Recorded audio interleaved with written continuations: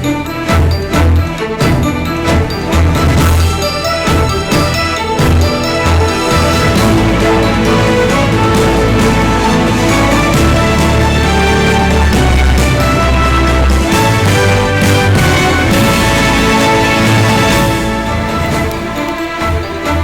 sore, jalur puncak Bogor, Jawa Barat yang menuju Jakarta semakin padat. Koin lebih dari 1,5 miliar terkumpul, hari ini resmi akan diberikan ke sang terdakwa pencemaran nama baik Prita Mulyasari. Selamat sore pemirsa, dua laporan tadi akan menemani sisa libur panjang Anda, termasuk ajakan kami untuk melihat sejumlah wahana liburan untuk Anda. Saya Shanta Konceta, inilah Seputar Indonesia.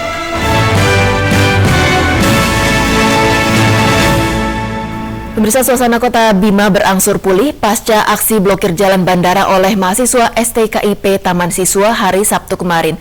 Bandara Sultan Salahuddin Bima kembali normal meskipun masih dalam penjagaan polisi. Bandara Sultan Salahuddin, Kabupaten Bima, Nusa Tenggara Barat kembali dibuka setelah hari Sabtu kemarin lumpuh akibat akses jalan diblokir mahasiswa. Polisi masih berjaga-jaga, namun aktivitas bandara mulai normal. Sejumlah maskapai sudah membuka kembali loket penjualan tiket. Hari Sabtu kemarin akses jalan menuju Bandara Sultan Salahuddin lumpuh total akibat diblokir mahasiswa STKIP Taman Siswa. Ratusan mahasiswa itu mengutuk tindakan aparat ketika menangani unjuk rasa di depan DPRD Kabupaten Bima yang berbuntut bentrok dengan mahasiswa hingga mengakibatkan mahasiswa STKIP luka-luka. Dalam aksi blokir jalan ini, seorang warga sempat menjadi korban kekerasan mahasiswa ketika hendak menerobos kerumunan mahasiswa. Dua personel polisi tak juga bisa membubarkan massa. Massa mahasiswa baru membubarkan diri ketika para dosen STKIP turun langsung memerintahkan mereka kembali ke kampus. Dari Kabupaten Bima, Nusa Tenggara Barat, Yuda Hendrawan melaporkan. Sementara itu pemirsa, di Timika, Papua hingga sore ini belum terdengar kabar perihal rencana pemakaman pimpinan Gerakan Separatis Papua Merdeka, Kelly Kualik. Para pemuka adat di sana masih berbeda pendapat soal tempat pemakaman Kelly.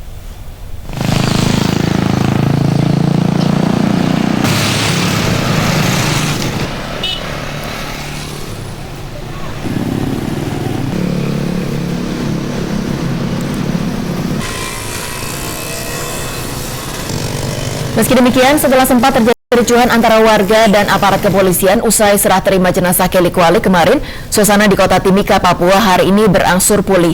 Aktivitas warga mulai normal, kendati polisi masih melakukan penjagaan di sejumlah titik.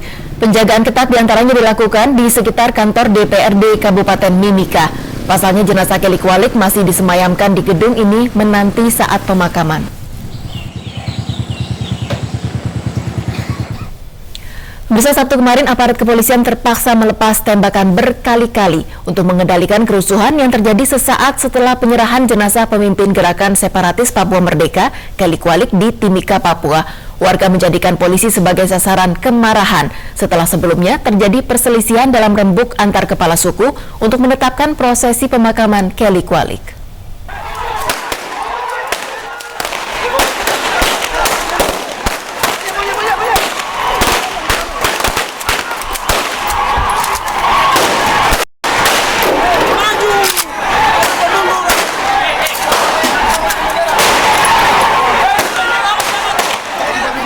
Tembakan peringatan ke udara berkali-kali terpaksa dilepaskan aparat kepolisian yang berusaha meredam keributan yang terjadi dalam pertemuan antara para kepala suku dan tokoh masyarakat Papua.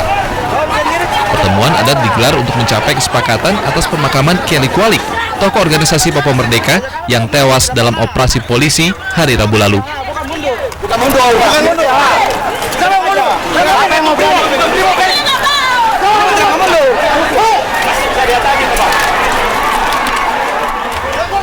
Keributan terjadi setelah terjadi perselisihan di antara kepala suku yang kemudian merusak tenda tempat berlangsungnya pertemuan di halaman kantor DPRD Kabupaten Mimika.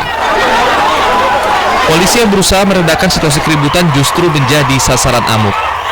Sementara para kepala suku sendiri sudah tidak bisa mengendalikan warga mereka yang bertindak anarkis.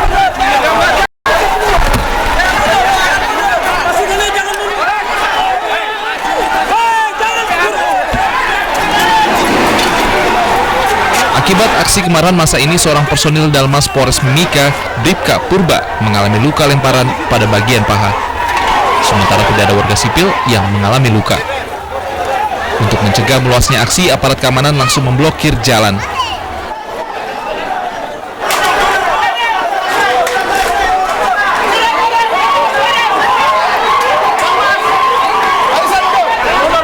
Sampai saat ini belum dicapai kata sepakat di antara para kepala suku atas kepastian pemakaman jenazah Kelly Kualik.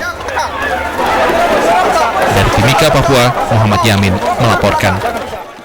Beralih ke informasi lain, pemirsa, pidato Presiden yang menolak usulan Pansus untuk menonaktifkan Wapres Budiono dan Menteri Keuangan Sri Mulyani mengundang pro dan kontra. Presiden menilai penonaktifan tersebut tidak relevan dalam konteks hukum. Sementara di sisi lain, penonaktifan diperlukan sebagai tanggung jawab moral untuk kelancaran penyelidikan. Pidato Presiden Yudhoyono yang dilakukan di Copenhagen, Denmark kemarin memutuskan menolak penonaktifan Budiono dan Sri Mulyani dari jabatannya sebagaimana diusulkan Pansus Hak Angket Bank Senturi. Setibanya di Jakarta tadi pagi, Presiden langsung menggelar rapat tertutup di Bandara Halim Perdana Kusuma, Jakarta. Usai rapat, Menko Perekonomian Hatta Rajasa kembali menguatkan pernyataan Presiden. Tidak ada relevansinya soal-soal yang berkaitan dengan itu. Dan Menteri Keuangan harus fokus bekerja, dan tim ekonomi solid dan Menteri Keuangan sangat diperlukan ya untuk katakanlah menyelesaikan agenda-agenda pembangunan ekonomi nasional kita. Pemerintah mengacu pada Undang-Undang Dasar 1945 yang tidak mengenal penonaktifan, melainkan pengangkatan dan pemberhentian wakil presiden. Sementara dalam Undang-Undang Kementerian Negara, penonaktifan menteri baru dapat dilakukan jika yang bersangkutan berstatus terdakwa dan sedang menjalani persidangan di pengadilan. Menanggapi hal ini, Ketua Umum PP Muhammadiyah Din Syamsuddin memiliki pandangan berbeda. Oke, kalau itu dilepas antara politik dan hukum, maka disinilah moral tadi. Moral itu di atas segala-galanya. Moral di atas politik, moral itu di atas hukum gitu. Maka yang saya katakan tadi, secara moral itu akan lebih baik mengundurkan diri, karena secara moral tidak baik kalau masih berada pada kedudukan itu, karena terbuka kemungkinan untuk pelanggaran moral. Desakan penonaktifan Budiono dan Sri Mulyani memang semakin menguat dalam beberapa hari kerja Pansus Hak Angket Senturi DPR. Adakah agenda lain yang tersembunyi di dalamnya? Sejumlah partai koalisi ya, mulai PKS, PAN, P3, kemudian PKB, itu kan sempat kecewa dengan pilihan Pak SBY atas Budiono. Ibu Sri Mulyani juga dalam tanda petik punya musuh politik juga, Abu Rizal Bakir ya, yang saat ini menjadi Ketua Umum DPP Golkar. Pro kontra kasus dana talangan Bank Senturi tampaknya akan terus bergulir. Tentu masyarakat lebih menunggu penyelesaian kasus yang mengatasnamakan kepentingan rakyat ini daripada hanya sekedar transaksi politik belaka. Dari Jakarta, Tim Liputan RCTI melaporkan.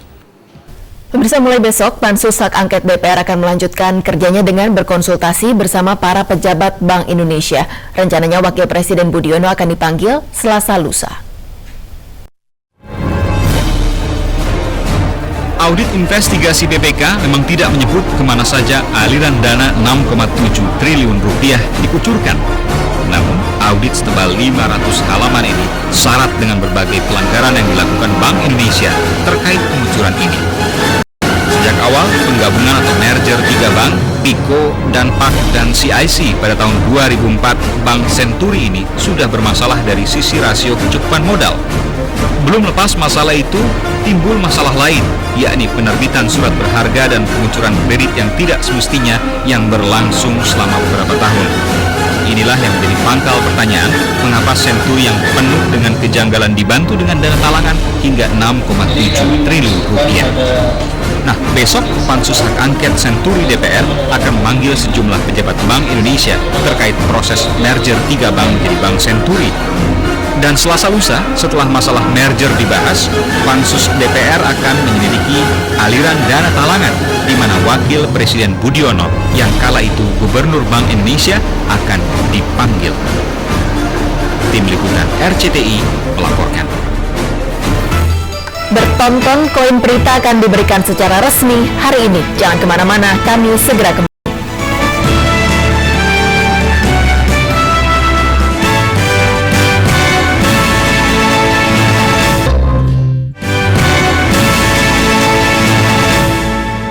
Pemirsa, koin ratusan juta rupiah bagi Prita Mulyasari bisa menjadi gambaran bahwa kekuatan rakyat itu ada dan dahsyat. Bayangkan seandainya seorang Prita harus berusaha sendiri mengumpulkan dana sebesar itu. Lalu bagaimana gerakan sosial masyarakat ini bisa membuat perubahan besar terhadap hidup seseorang? Berikut laporan kami.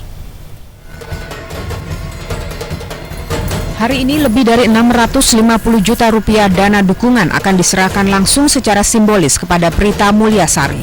Jumlah yang tentunya sangat besar untuk sebuah dukungan. Konser musik pun digelar khusus untuk Prita. Sejumlah artis dan penyanyi ikut andil dalam acara bertajuk Koin untuk Prita. Lalu seberapa istimewa sebenarnya seorang Prita Mulyasari? Kebetulan yang quote-unquote yang lagi tren dan lagi memang benar-benar menyeruak, bahkan New York Times juga menulis, itu adalah Prita. Jadi apa salahnya kita mengambil contoh. Kasus Prita memang memicu gerakan sosial. 650 juta rupiah terkumpul dalam waktu tidak lebih dari 1 bulan. Aksi pengumpulan dana dalam bentuk koin ini juga tidak serumit yang dibayangkan. Hanya lewat dunia maya seperti jejaring sosial Facebook, Twitter, atau sejumlah mailing list di internet. Lagi-lagi gerakan sosial model baru ini berhasil melancarkan misinya. Gerakan sosial yang didominasi masyarakat kelas menengah ke atas atau paling tidak mereka yang sudah kenal dengan dunia maya. Anda mungkin masih ingat fenomena dukungan lewat dunia maya yang juga pernah sukses menggelontorkan isu dukungan terhadap kasus Bibi Chandra. Salah satunya gerakan 1 juta Facebookers untuk Bibi Chandra. Meski tidak langsung, akhirnya gerakan ini punya peran mengembalikan Bibi Chandra ke KPK. Sosiolog Universitas Indonesia Hani Waro mengatakan gerakan sosial ini bisa jadi bentuk representasi kesamaan rasa, pengalaman, atau kekecewaan. Ibarat bom waktu, gerakan seperti ini meledak sesuai momentum. Dari pengalaman yang ada sudah numpuk di dalam masyarakat. Cuman ibaratnya belum ada yang memicu, belum ada yang menggelitik, sehingga ini langsung muncul ke permukaan. Makanya tadi saya katakan ini adalah satu semacam people silence, people power movement, ya kan, gerakan sosial terselubung dari masyarakat yang sebenarnya sudah ada di bawah permukaan, yang sewaktu-waktu tinggal menunggu siapa yang mau menyentuh. Bayangkah Anda betapa dahsyatnya sebenarnya kekuatan rakyat lewat dunia maya? Seandainya saja gerakan dukungan sosial ini juga bergerak untuk mereka kaum kecil, mungkin Nenek Minah tidak harus dihukum 1,5 bulan penjara hanya karena mencuri 3 buah kakao. Atau keluarga almarhum Sulistio, petugas damkar yang gugur saat menjalankan tugasnya, mungkin bisa terbantu dengan sumbangan yang terkumpul dari dukungan sosial lewat dunia maya, seperti yang dilakukan untuk Prita Mulyasari. Tim Liputan RCTI melaporkan. Biasakan jangan gunakan handphone saat menyetir kendaraan mulai sekarang. Informasi lengkapnya sesaat lagi di Seputar Indonesia.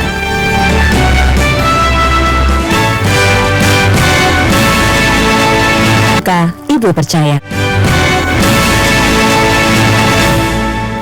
Pemirsa, sanksi Rp750.000 akan segera berlaku bagi Anda yang tetap nekat menggunakan ponsel saat menyetir kendaraan. Meski belum efektif diberlakukan, peraturan ini sudah menuai pro dan kontra di pengemudi kendaraan. Ya, selamat siang Bu.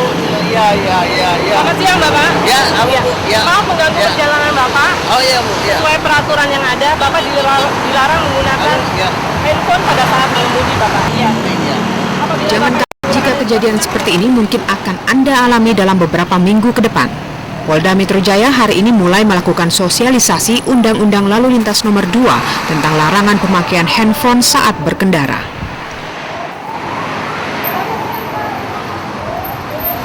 Namun sebaiknya Anda patuhi. Usai sosialisasi, Polda akan memberlakukan sanksi Rp750.000 jika Anda tetap nekat menggunakan ponsel saat mengendarai mobil atau motor. Oleh karenanya, kami menghimbau tidak usah menunggu kapan harus ditindak. Undang-undang sudah diundangkan, kewajiban kita untuk mematuhi aturan itu. Nah, kita memang mensosialisasikan itu dalam rangka supaya pada saatnya kita lakukan penindakan itu kita tidak ada resistensi bahwa seolah-olah masyarakat belum tahu. Peraturan ini bermanfaat, tapi tetap menuai pro dan kontra. Kayaknya aneh ya, hanya karena telepon ditilang gitu. Bukan aturan lalu lintasnya gitu. Keperluan darurat emang kenapa gitu? Kenapa harus ditilang gitu kalau darurat atau telepon darurat maksudnya kayak gitu? Setuju. Seharusnya dia memakai handfree di situ ya, biar bagus. Kalau hanya tangan terus langsung ke istilahnya ke niat ke telinga ya kurang bagus. Seharusnya pakai alat yang lain gitu. Tapi peraturan ini pun berlaku meski Anda menggunakan hands-free sekalipun. Peraturan memang masih tahap sosialisasi dan bagi yang melanggar hanya akan mendapat teguran. Namun terlepas dari kapan peraturan mulai diberlakukan dan seberapa efektif peraturan berjalan, menggunakan ponsel saat berkendara tentu akan membagi konsentrasi menyetir Anda. Jadi, sebaiknya tidak dilakukan. Tim Liputan RCTI melaporkan. Penuh dengan liburan panjang akhir tahun, coba ke tempat satu ini. Kepala dingin, hati pun dingin. Sesaat lagi di seputar Indonesia.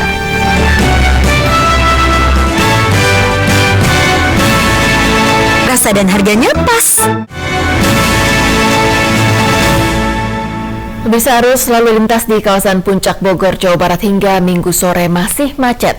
Mengantisipasi kemacetan yang kian parah, petugas lalu lintas Polres Bogor memberlakukan sistem satu arah. Arus lalu lintas di kawasan Cisarua, Bogor, Jawa Barat ini hingga Minggu siang padat merayap. Dari arah Jakarta menuju Puncak Bogor, ribuan mobil dan motor rela berdesak-desakan dengan tujuan ke sejumlah objek wisata. Begitupun arus sebaliknya, arus lalu lintas yang menuju arah Tol Jagorawi padat. Di tanjakan Selarong Megamendung, akibat kemacetan, para pengendara harus rela tertahan selama setengah jam.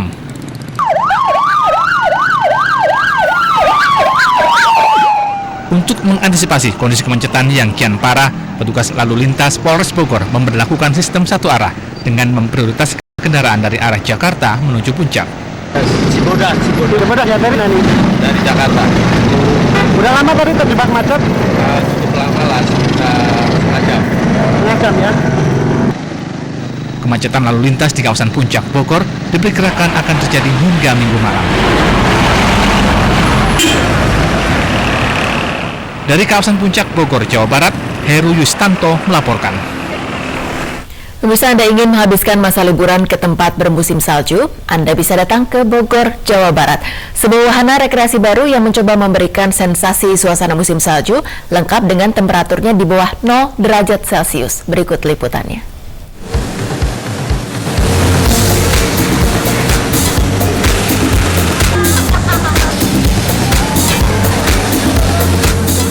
Replika masjid terbuat dari es tinggi sekitar 6 meter menyambut para pengunjung wahana rekreasi Snow World di Bogor, Jawa Barat.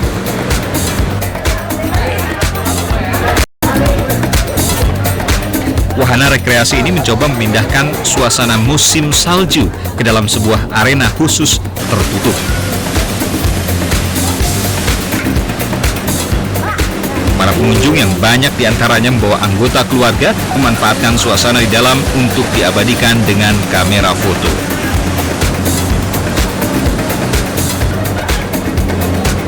Wahana dunia salju ini selain menjadi tempat rekreasi libur akhir pekan yang panjang karena bertepatan dengan 1 Muharram juga akan terus beroperasi sepanjang libur Natal dan Tahun Baru pekan depan.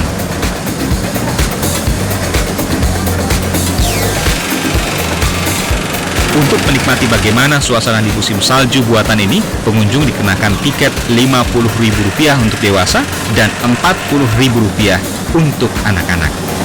Namun, suasana hati dijamin senang.